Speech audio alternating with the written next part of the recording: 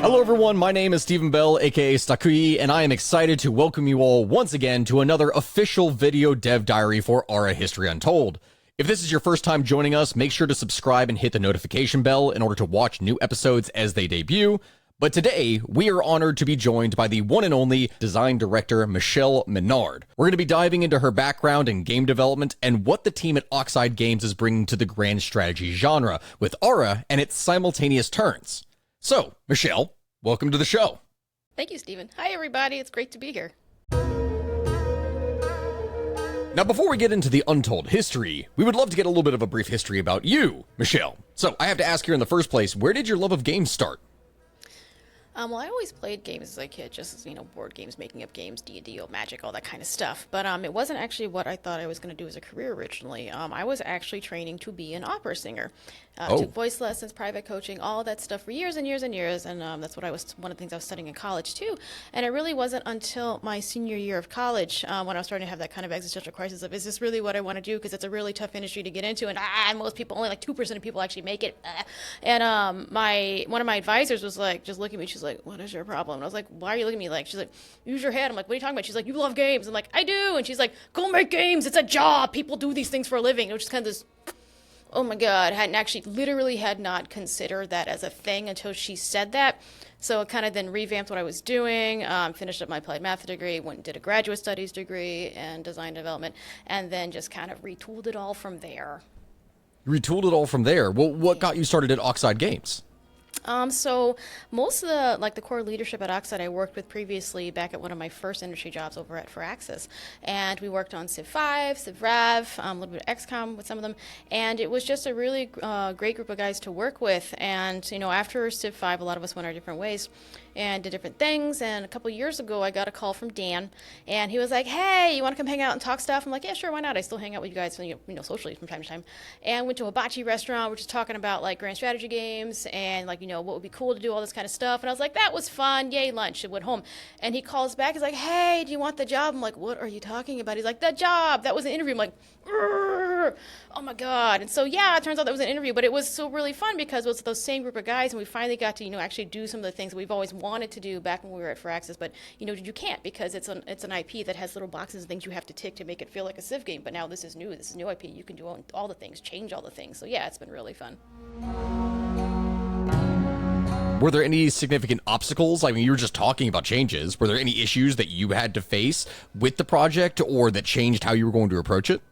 I wouldn't say it was obstacles. It was really more just opportunities. So it's really those things where, you're working on Civ or some other pre-existing IP and you have these ideas like, wouldn't it be cool if we could do this? But you can't because then it doesn't feel like Civ or that IP anymore. And you have to respect that.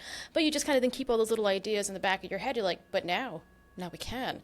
And so then it's starting to really, I know, and you start collating all those things. You're like, well, this would fit, this would fit, this would fit. Now's the time to try. Let's try all these things out and try to solve all those things. As both, people who work in this genre space and also who play the genre space, we're all players of this. Like all the things that have kind of irked us on some of the other titles, like we can try now and see if that would work. So it's been just, a really great experience to try to actually have that opportunity. It really is cool to see a woman who is the design director for a AAA game. You don't see that nearly as much. And so, I have to ask, what do you think could be done to get more women into the industry? Well, that's an interesting question. So it actually starts way earlier than just your hiring practices. And that to be said, all companies could do a much better job being more proactive in your hiring and not just waiting for people to apply to you, but actually go out, go to college fairs, go talk to people. But it really does start much earlier, back when kids are little. So it's like when you're talking to people that are 3 years old, 4 years old, 5 years old, look at the toys you're giving them to play with. Are you gender, biasing that?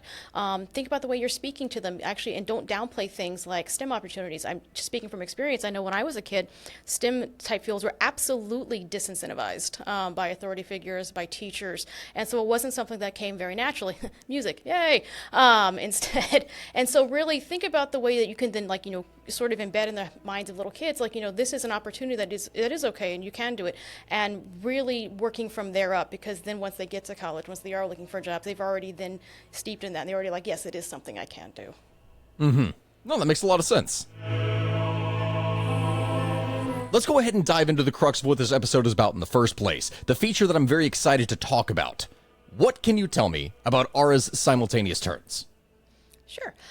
So simultaneous turns, just they're not really like a new thing. They've been around for a very, very long time. And what's really super interesting is that they had really like their kind of like inception in wargaming, in like strategy gaming, way back in the 1800s. So back then they used to build, they started building these games to train troops. And von Weizsäcker was one of the guys who created this thing called Kriegspiel. And in it was simultaneous turns because he felt that that was actually the better way to simulate what was actually happening on a battlefield. You don't get to have advanced knowledge of like watch the other guy go. It's like, oh, he moved there. Okay, now I'm going to do that since I got to see what he did. Cool, and now I'm just going to sit and wait while everyone else takes their turn. He was like, no. And so you would actually like put a big old drape in front of like the table, and like you would plan all your little moves, and they actually had like a DM basically being the ref. You would tell all your moves to that guy, and then he would set up the board and reveal it, be like, what's up? That's what everyone did. And you're like, oh no, I guessed wrong, or yes, I've crushed my enemies. And so it's really taking this kind of like very historical thing that has been in the genre forever since its inception, and just bringing that back for all those same reasons.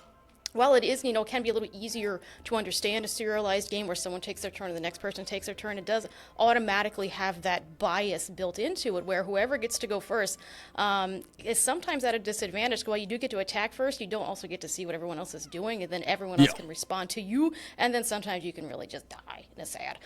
So I do think it actually introduces a lot of really interesting tactical abilities and really gives the players a lot of chance to think and try to outwit their opponents, because you do actually have to analyze the board every time, be like, okay, if they're there and they're there, I think this is what they're going to do, so this is what I should do in response.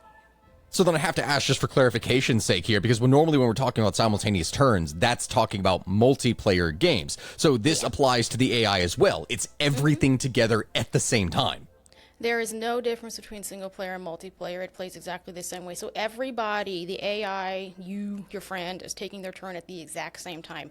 And then the next turn progresses when everyone has said, I am done. And then everything resolves during that one segment together.